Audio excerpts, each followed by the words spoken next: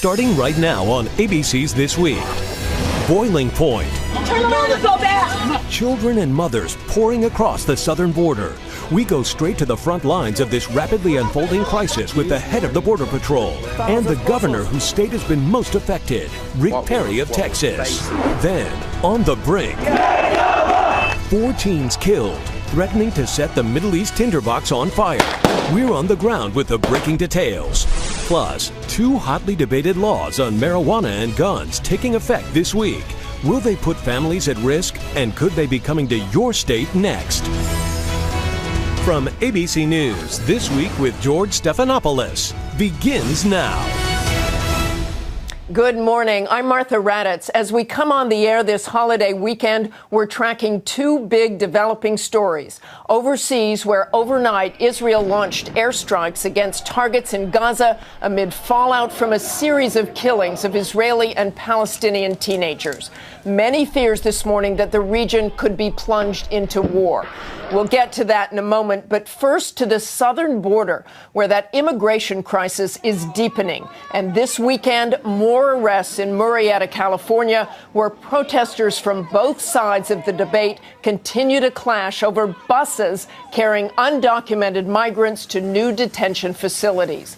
And this week, a special congressional hearing held near the Texas-Mexico border on that surge of immigrants streaming in from Central America. We'll speak with 2 of the witnesses who testified there, including Texas Governor Rick Perry. But first, here's ABC's Jim Avila.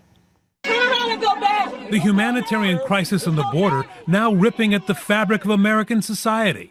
Flashpoint, Murrieta, Southern California, where the demonstrators stopped Homeland Security buses trying to process Central American moms and kids who crossed into the U.S. illegally. Why can't we just transport them on the bus to Tijuana and send them back across the border? Because Mexico shares a border with the United States, Mexican citizens can be deported almost immediately.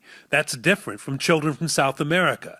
They're treated as refugees and processed through immigration courts. The Obama administration wants to give the Department of Homeland Security more discretion to fast-track deportations for all Central Americans. But residents of these border towns are angry that the migrants are crossing over at all. This is an invasion. Why is the National Guard not out there stopping them from coming in? But in an exclusive interview with ABC News this week, his first since the crisis began, Customs and Border Protection Commissioner Gil Kerlikowske says these immigrants should not be feared. These are family members. These are not gang members. These are not dangerous individuals. Kerlikowske says the young immigrants and mothers from El Salvador, Guatemala, and Honduras often run towards his agents, wanting to be detained. These agents have gone well beyond the call of duty, taking care of these kids, treating them with true compassion, with true heartfelt sympathy. And you believe you have enough agents to do the job right now? Well, as you know, Secretary Johnson has just deployed an additional 150 agents to the Rio Grande Valley, and that is on top of the 115 that are already moving in. So I'm confident that we have the resources. They are detaining thousands each week, a projected 80,000 this year alone. Now Homeland Security is struggling to find a place to keep all of them. For This Week, Jim Avila, ABC News, Washington. I'm joined now by Bishop Mark Seitz of the Catholic Diocese of El Paso, Texas, who has been on the front lines aiding those children and families entering the country. Thanks for joining us, Bishop Seitz. The part of the story we haven't really heard about is why is there this huge influx of these refugees now? What is happening in Central America to make them all come here? Did something suddenly change down there? You've been down there with them. Right. I think that's something that has been missed by many people hearing the story. We just take it up at the point when they arrive at the border. And what we need to begin to understand better is why would they leave? What would it take for you or me to leave our home, to leave it all behind, just to leave it as it is and to make that journey that they do know is very risky. They do know they're risking their life. And what stories have you heard, Bishop? Well, I've talked with so many people who said that their life was directly threatened. Down in Tapachula, in the southern border of Mexico, I spoke with a 15-year-old and a 17-year-old who told me that they had been recruited by the gang, that they would not join the gang, that their only option was to leave.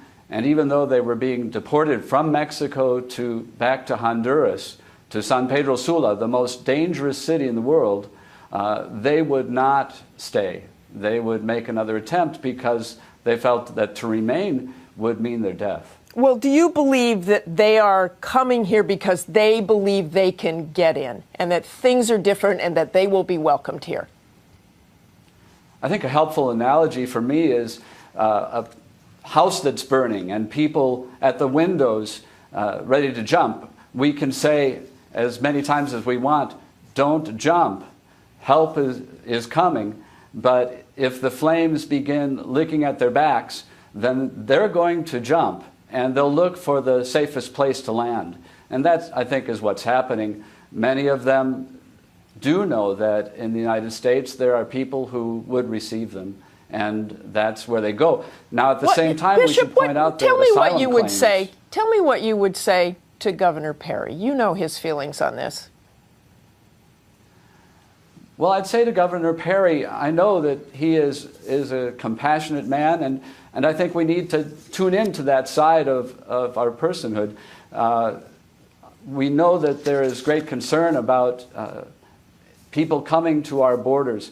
We just need to find a way, first of all, to receive them according to existing laws that say we must receive people who are seeking asylum. In fact, they are not illegal if they are coming under those circumstances.